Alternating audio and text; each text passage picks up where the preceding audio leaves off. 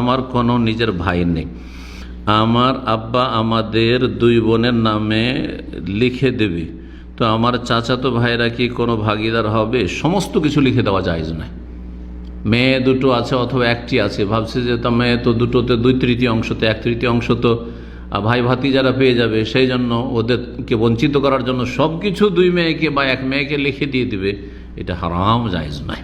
তবে কিছু লিখে দিতে পারে, ধরেন ভিটেমাটিটা লিখে দিয়ে দিল, যাতে করে ভিটেমাটিটা দখল না করে নেই, কারণ বাস করতে হবে।